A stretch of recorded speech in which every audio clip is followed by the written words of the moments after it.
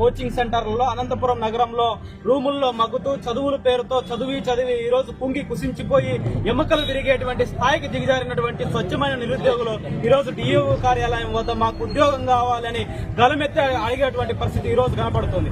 ఈ రోజు ఎన్నికల ముందు నారా లోకేష్ గారు యువగలం పాదయాత్ర సందర్భంగా మొత్తం రాష్ట్ర వ్యాప్తంగా ఒక పాదయాత్ర చేస్తూ ఆ సందర్భంగా ప్రధానంగా ప్రభుత్వ పాఠశాలను పరిశీలన చేస్తూ ఈ ప్రభుత్వ పాఠశాలలో ఉద్యోగులు లేరు, దీనికి కావాల్సినటువంటి డిఎస్సి చాలా అవసరం ఉంది, మేము అధికారంలోకి వస్తే మా తండ్రి గారు చంద్రబాబు నాయుడు గారు ముఖ్యమంత్రి అవుతారు, తొలి సంతకం మేము డిఎస్సి మీదనే పెడతామని చెప్పి ముఖ్యమంత్రి అయిన సందర్భంగా తొలి సంతకం పెట్టారు.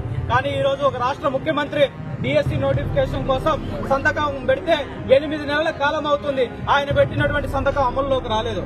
దాంతో పాటు ప్రధానంగా అమల్లోకి కాకపోవడం పోయి దీనికి సంబంధించిన నోటిఫికేషన్ అంశం మీద నెలలో చేస్తాం, 2 నెలలు చేస్తాం, 3 నెలలు చెప్తామని చెప్తూ అనేక మాయమాటలు చెప్తూ నిరుద్యోగులను మోసం చేస్తున్నారు. ప్రధానంగా ఈ జిల్లాకు చూస్తే తక్కువ శాతం హెచ్జిటికి సంబంధించిన పోస్టులు ఉన్నాయి. ఈ రోజు నిరుద్యోగులు ఈ జిల్లాలో ఎక్కువ మంది ఉన్నారు. ఈ జిల్లాలో అతి తక్కువ వర్షపాతం పడుతుంది. ఈ రోజు బీఈడి తర్వాత టీటీసీ ఇతర కోర్సులు చేసిన తర్వాత వాళ్ళు ఉద్యోగం చేసుకోవడానికి సంబంధించిన ఉద్యోగ అవకాశాలు లేక, ఈ రోజు వ్యవసాయం చేసుకోవడానికి భూములు లేక, పంటలు పండించడానికి వర్షాలు లేక, ఈ రోజు ఉద్యోగం వస్తే మా జీవితాలు బాగుంటాయి, మా పిల్లల జీవితాలు బాగుంటాయి, మా తల్లిదండ్రులు మా మీద నమ్మకం పెట్టుకున్నారని చెప్పి ఇక్కడ అనేక సంవత్సరాల నుంచి కష్టపడుతుంటే ఈ రోజు చంద్రబాబు నాయుడు గారు వాళ్ళ కొడుకేమో మంత్రి పదవి ఇచ్చారు, ఈ రోజు నిరుద్యోగులకేమో ఒక చిన్న టీచర్ ఉద్యోగం ఇవ్వమంటే ఇవ్వలేనటువంటి దౌర్భాగ్యమైనటువంటి పరిస్థితులు ఈ రాష్ట్ర ప్రభుత్వం ఉంది.